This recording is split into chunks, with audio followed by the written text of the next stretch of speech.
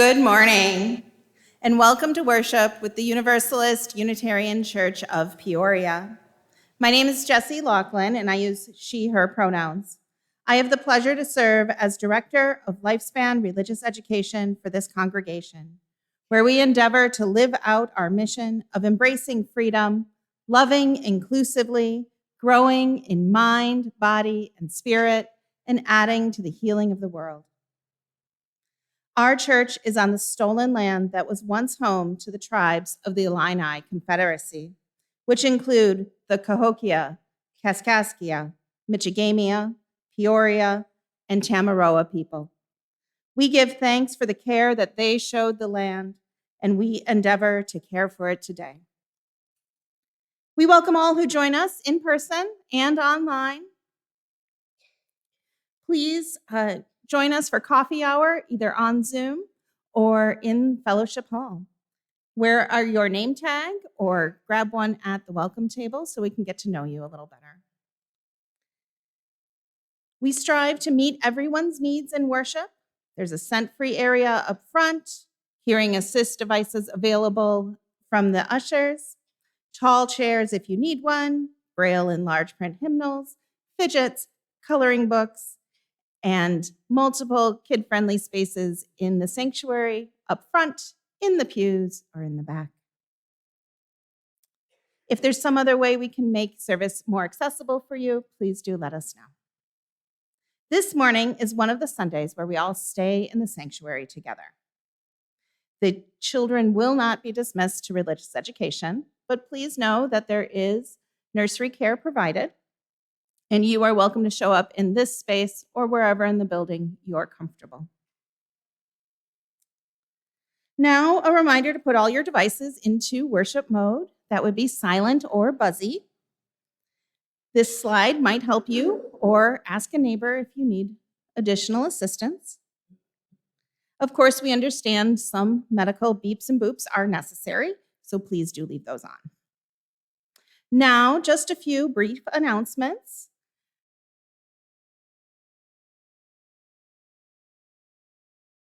And enjoy some homemade Unitarian Universalist salad. Everyone is welcome, and donations are accepted for the minister's discretionary fund. But please know that we want you to have salad as well. And there's a special surprise for dessert, and I'll let the annual campaign team tell you about that. Young people this afternoon are invited to do a little community service. Their Affirming Faiths of Peoria group is planting a community garden at the Royal Highlander Mobile Estates on the north side of Peoria. See me if you have any questions about that. We'd love to have you for youth 5th grade and up. And 2 weeks on Saturday, May 30th, there's a Medicare for All listening session happening at church. Come to church and share your healthcare experiences and learn about the vision of Medicare for All for Illinois. This is hosted by Illinois People's Action. And wanted to let you know there's a couple fun services coming up. Flower Communion is on June 7th. Bring a stem of flowers to share or partake in what we'll have here. And that is followed by our congregational meeting. If you're a member, we'd like you here to help us make quorum and vote on the budget. And then on June 14th, it's the one service a year that we are not in this building. We travel to the Herm Farm. Martha Herm and Tom Malone share their home with us, and we have a lovely picnic outside there. So please put those 2 dates on your calendar. And finally, wanted to let everyone know that we are starting a connection group for trans and non-binary people who are new to Peoria. We've said it before, and it is true. There's lots of folks moving to Peoria because Illinois is a safer place than where they're coming from. So we want to help form a welcoming group here for them. The initial name is Transforming Community. And Anna Noakes and Reverend Jennifer will be hosting an interest meeting at noon on May 31st. Now, a brief update on the annual campaign provided by Chair Austin Locke.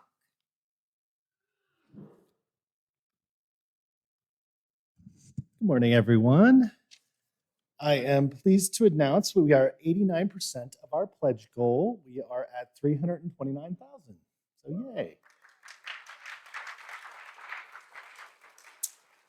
We want to thank the 153 families who have turned in their pledges so far. But we still need to raise $40,000 more before the June congregational meeting. And if we exceed our goal, which we have the potential to do, we will be able to give the staff a raise this year. So we've done the math, and if everybody who pledged last year that's left who hasn't pledged yet just gave the same amount that they gave last year, we will be able to do that. So we're very excited about that. So please turn your pledge in. We have created a little bit of a prize for the pledge. Those who have pledged today will have their names put into a hat for a drawing for Myrtle's, a free pie from Myrtle's Pies in Princeton. So we want to thank Tim Harold for providing that. Thank you very much, Tim. So again, today, if you get your pledge in today, you're in a prize drawing for a free pie.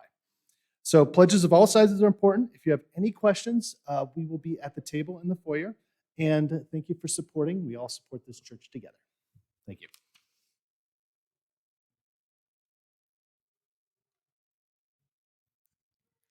And our appeal today is presented by the youth of the congregation.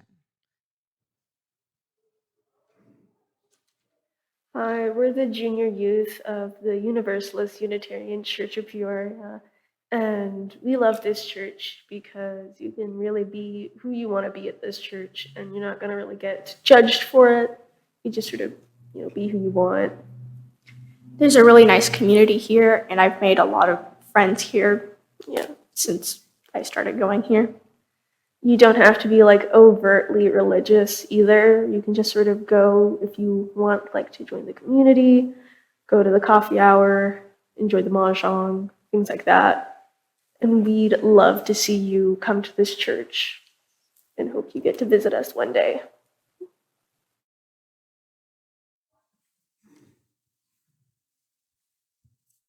Good morning. So my name is Lindy Peterson. My pronouns are she, her.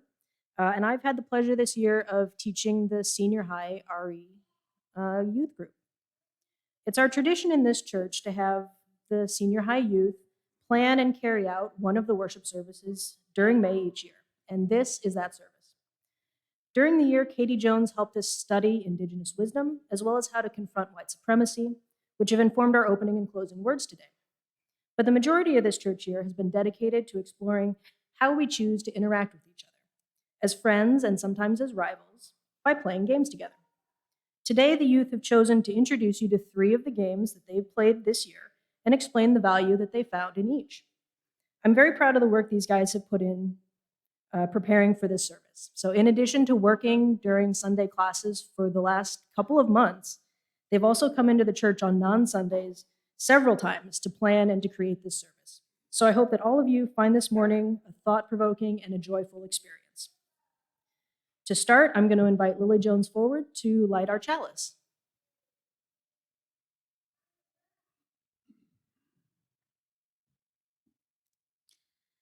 It Dances by Rev. Scott Taylor. Look carefully, this fragile flame, it dances, barely able to contain its light, bursting with the joy of being brought into being. And it seems to want us to do the same. So this morning, may we let it lure us into letting go of the worries, of the stiffness that sets in after all the striving, of the myth that productivity alone gives us purpose. This garden of life we've been given is a playground, friends. The work and worry can wait. So says this joyous flame.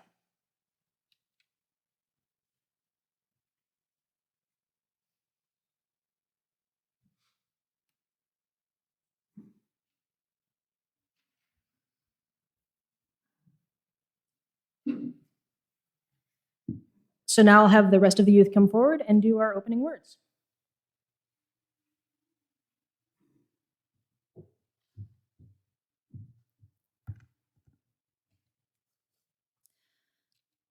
One of the books we explored this year was Braiding Sweetgrass for Young Adults by Robin Wall Kimmerer. In the section, Allegiance to Gratitude, we were struck by the Haudenosaunee Thanksgiving Address.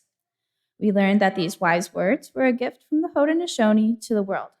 In fact, Onondaga faith keeper Orion Lyons said that the address is supposed to be shared, otherwise, how can it work? We've been waiting 500 years for people to listen. If they understood the Thanksgiving, we wouldn't be in this mess. And so, we share these opening words with you.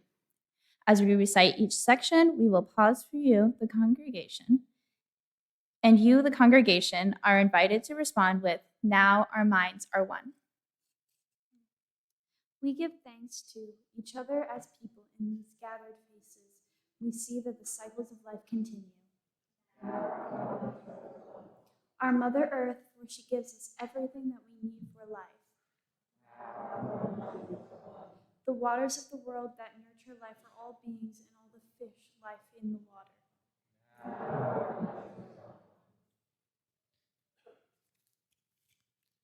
The vast fields of plant life, the berries, the trees, and the medicine herbs of the world, now our minds are one. The edible plants we harvest from the garden, especially the three sisters, now our minds are one. The powers, beautiful animal life of the world, and all the birds who move and fly about our heads, now our minds are one. The powers we know as the four winds, who purify the air we breathe and help to bring the change of seasons. Now our minds are one. Our grandfathers, the thunder beings, who live in the west with their lightning and thundering voices. Now our minds are one. Our eldest brother, the sun, our eldest grandmother, the moon, and the stars who spread across the sky like jewelry. Now our minds are one. The enlightened teachers who have come to help throughout the ages. We now turn our thoughts to the Creator or Great Spirit and send greetings and thanks for all the gifts of creation.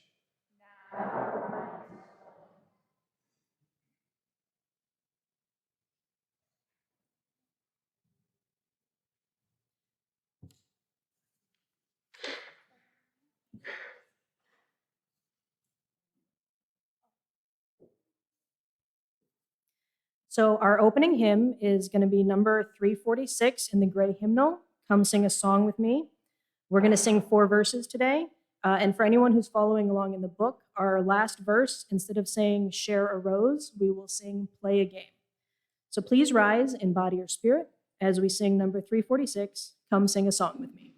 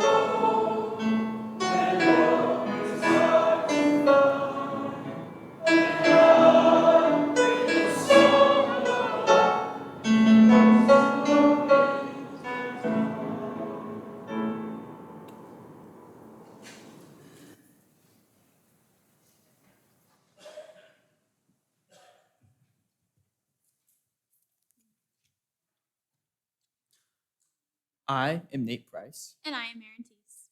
The game that we will start off with for our service is Telestrations.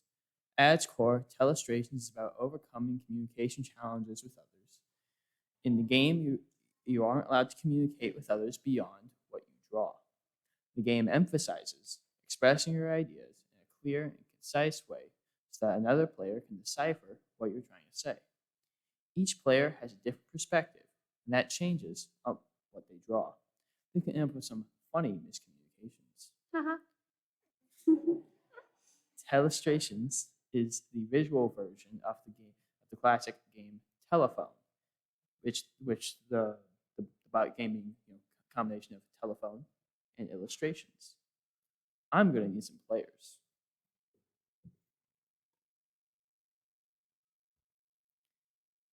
Each player receives their own dry erase booklet with their own dry erase marker, where they place the stack of cards face up in the center of all players. Each player will take one card, look at it without telling what anyone else is on it. Then one player will roll a die. The number on the die tells all the players which word on their card to use. Each person writes their word on the front page of their booklet, then turns to the next page, effectively covering the words that no one else can see. For example, the word is factory for this one. And so, obviously, I made a beautiful rendition of a factory. Next, a player will turn the timer over, giving each player 60 seconds to draw their word. Now, my wonderful rendition of a factory. When the time is up, everyone will slide their booklet to the left. Then someone will turn the timer again, giving everyone 60 seconds to guess what word the drawing that they were just shown was.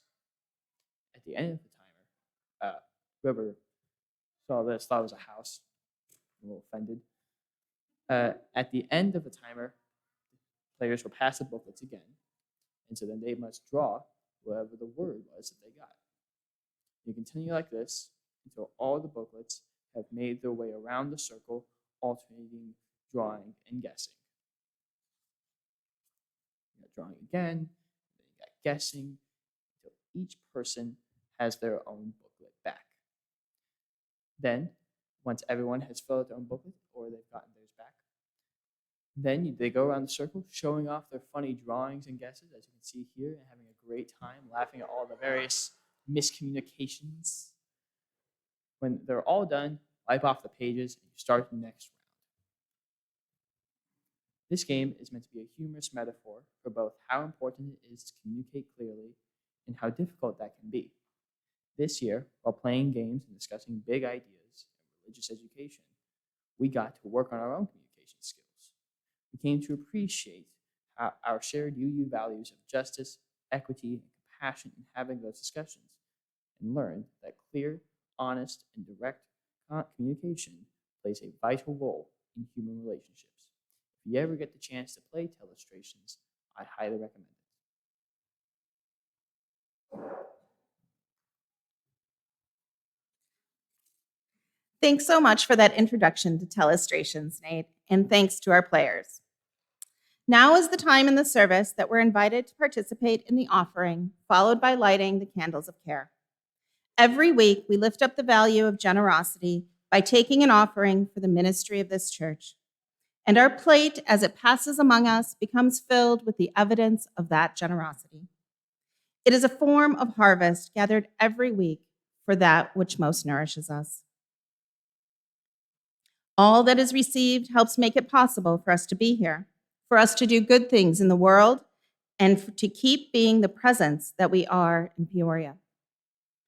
Through our practice of sharing the plate, half of the undesignated offering goes to a local, not-for-profit, doing good work in our community. This month's recipient is the NAACP. As an organization, the NAACP works tirelessly for equity and justice in all aspects of life: voting, education, housing, employment, and the judicial system. Given the recent repeal of the Voting Rights Act, I can't think of a more worthy organization to support at this time. If you have a specific way to direct your donation, please use an envelope in the pew pocket.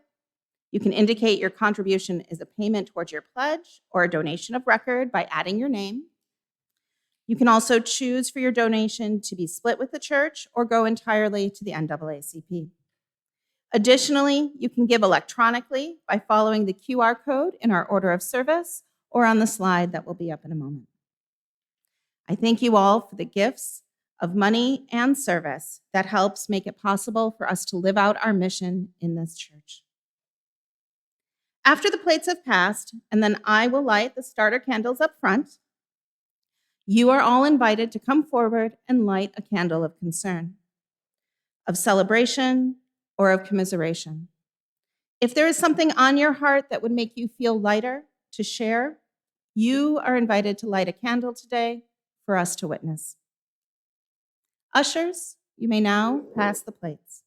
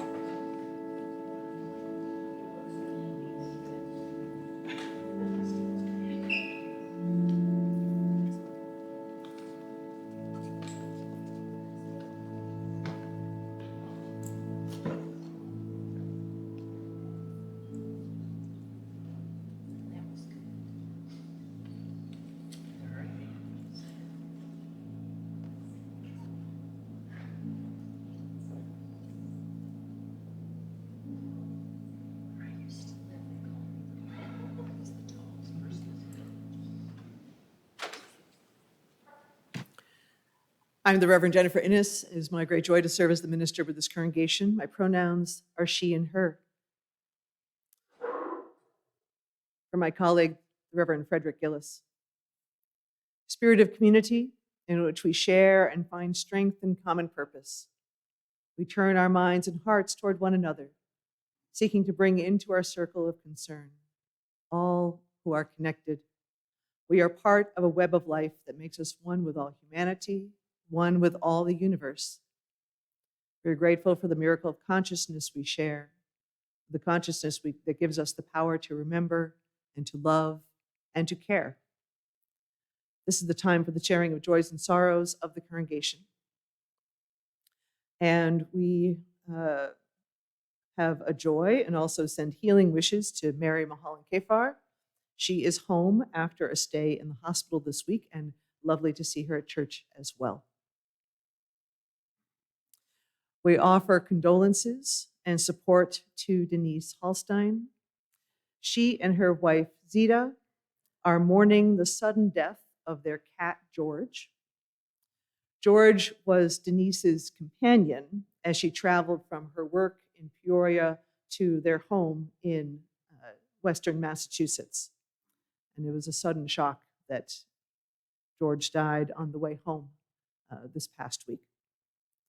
We offer our condolences and a farewell to such a beloved friend.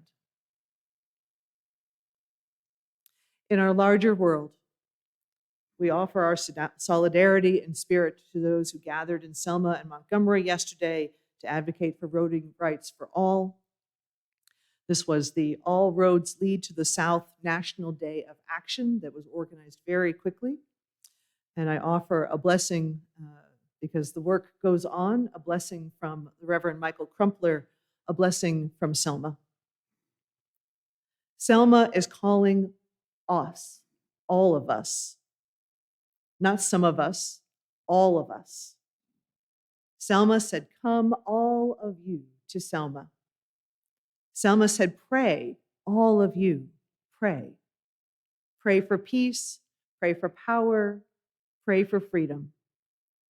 Not just freedom for some, freedom for all. Come," Selma said, "come." Selma is calling all of us, not some of us, all of us. Selma said, "Come, all of you, come to Selma." Selma said, "Pray, all of you, pray. Not pray for peace, pray for power, pray for freedom. Not just freedom for some, freedom for all. Come," Selma said, "come." The work will go on to make sure that we have fair and free voting rights for all. Let us hold one more moment of quiet while I light the candles and we offer our presence in this moment. There is room in our circle for joys and sorrows, for all that is unspoken, for all that is with us in our hearts. I invite you to breathe with me and pause.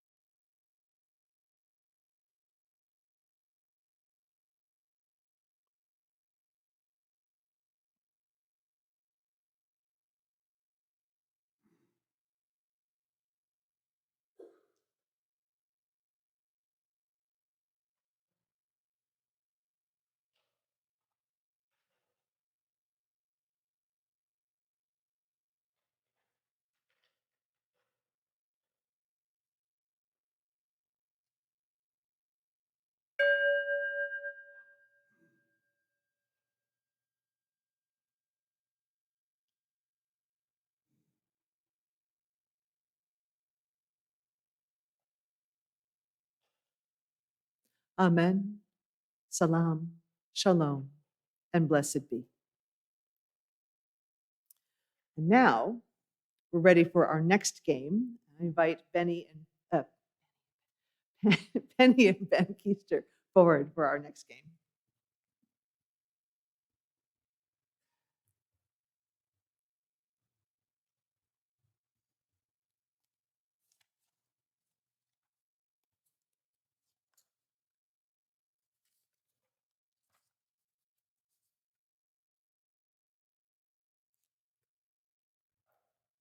1 second.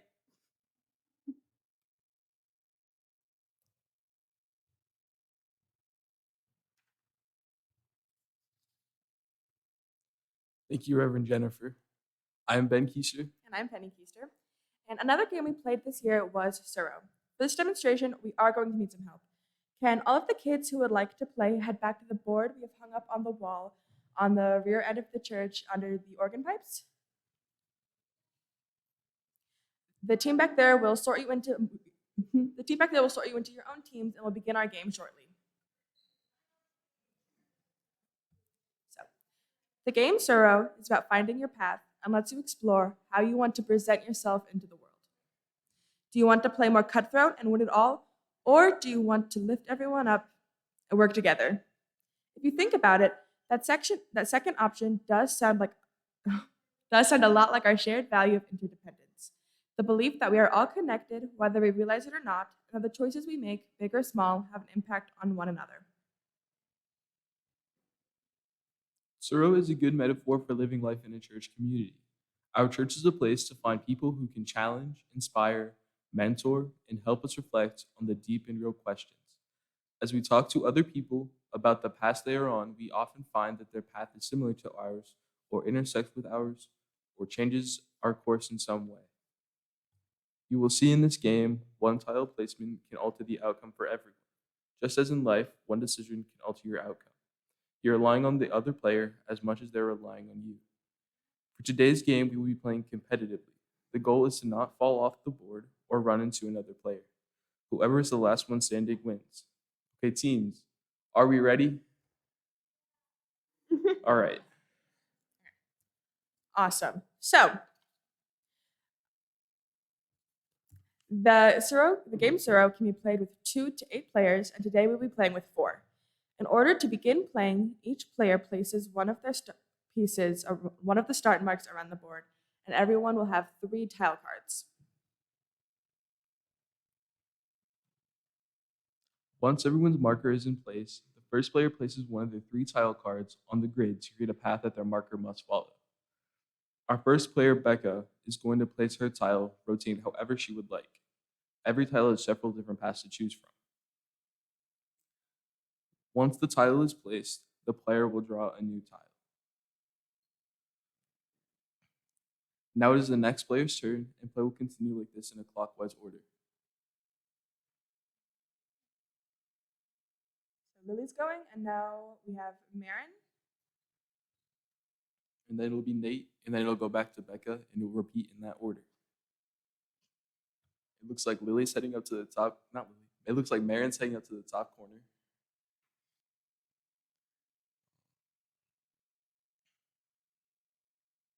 Nate is also heading over to that corner. Oh, maybe not. Oh, no, he is.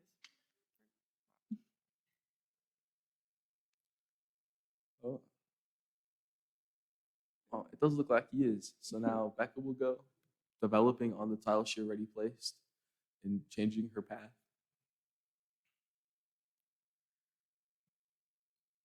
And now we start that new loop all over again.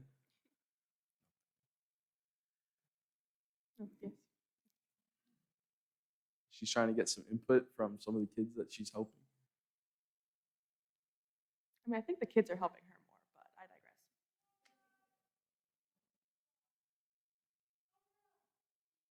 digress. Seems like we may be having some difficulties. Oh no! Oh. We can't see the bottom of the board. So what this means is her marker fell off one of the other start marks around the board, so Lily is now out. I don't make the rules. Oh, it looks like Marion also fell off the board, which means she is also out, which means all we have left is Nate and Becca. So now we will just continue with those two. Looks like he is still playing, and he will be going into the inside.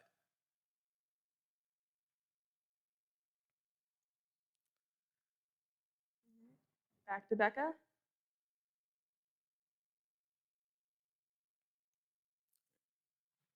This game does seem to be going pretty short, but sometimes it can go pretty long. It just depends on how you're playing. And yeah.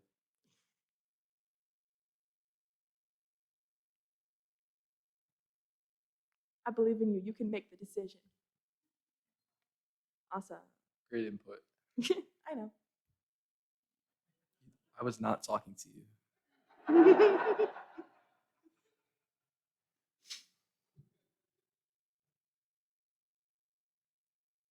Looks like they're getting awfully close to each other, which means they could bump into each other, and that means that they would both be out.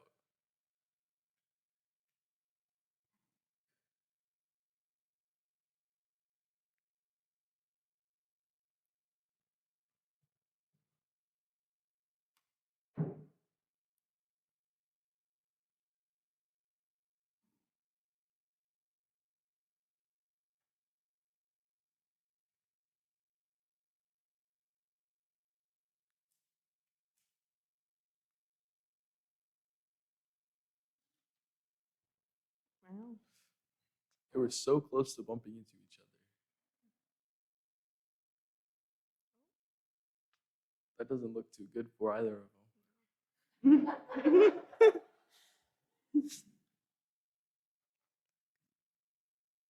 Huh?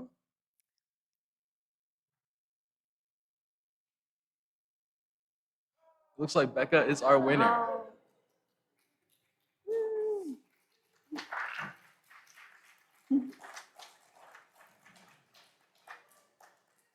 All right. Thank you so much for watching our game. We hope you enjoyed it. And I know we had a great time playing in class, and I hope our paths cross again.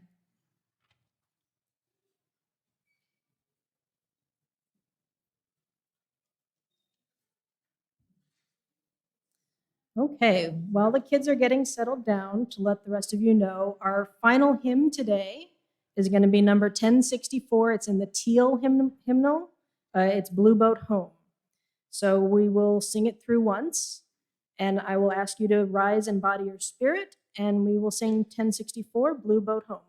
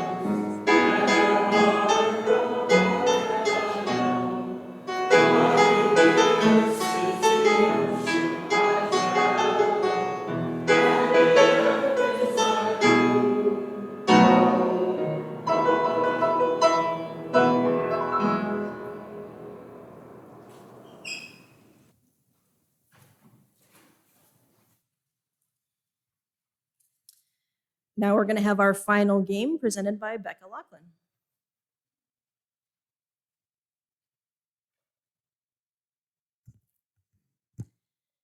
Hello, everyone. I'm Becca Lachlan, and I will be presenting our final game, Spoons. With Spoons, we embrace our value of pluralism. Playing Spoons is a great way to learn more about the people around you. With its fast-paced nature and inevitable laughter, people become more open and willing to share. It provides close bonds with people who you may have never expected to get along with. A good example of how this game brings people together is from our experience at this year's YouthCon. At the end of April, a group of 5 senior youth and our 2 advisors traveled to Shawnee Mission, Kansas, and spent the weekend with 40 other UUs. Through playing Spoons, we experienced a lighthearted but close relationship with the other kids faster than it would have appeared if we had not played this kind of game. We created a video to show you just what I mean. How to play. In order to play, you need 1 deck of cards, 3 or more players, and 1 less spoon than you have players. When setting up, you line up the spoons within reach of all the players. Then deal 4 cards to each player. You may not have more than 4 cards at any time. To start, 1 player is chosen to draw from the deck. Once that player draws and chooses a card from their hand or the one they just drew, they pass it to the next player who does the same. This game does not have a designated order of play. The goal is to collect 4-of-a-kind cards. When a player has collected 4 of a kind, they can sneakily grab a spoon. Once one person grabs a spoon, all players can grab one, even if they don't have 4 of a kind. Try avoiding being the last one without one. This continues with one person being eliminated each round until you have one winner.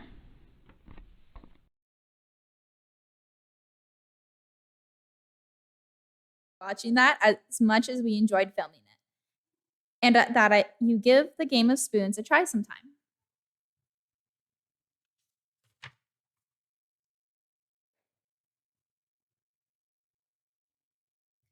Well, there you have it. In a few minutes, we'll wrap up our service and head to Fellowship Hall. Besides the amazing salad luncheon and the delicious pie milestone that our annual campaign team has provided, everyone is invited to partake in. We've also set up these games in RE Commons. You are invited to come try them, to check out our board that's here in Fellowship Hall, and in the future to invite. We'll have it set up in Fellowship Hall for you to play in the future if you would like. Feel free to ask any of the youth to play with you or to teach you how to play. So now I'm going to invite Lily Jones forward again. She'll do our closing words and our chalice extinguishing.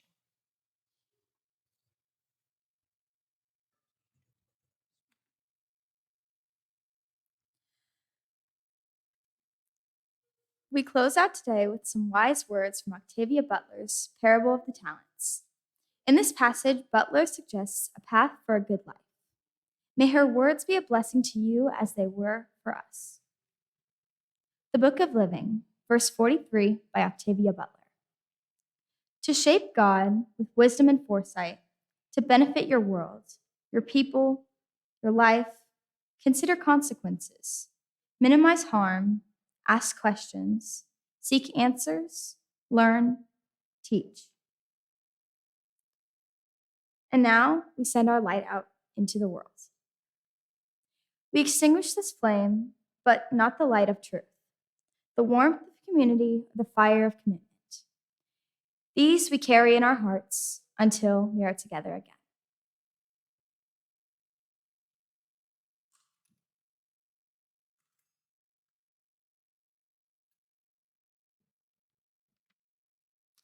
Words from the Reverend Dana Worsnop, a Unitarian Universalist minister. I want to be with people who know that human community is often warm and generous, sometimes challenging, and almost always a grand adventure. Thank you all for playing with us today. I hope we can do it again soon sometime.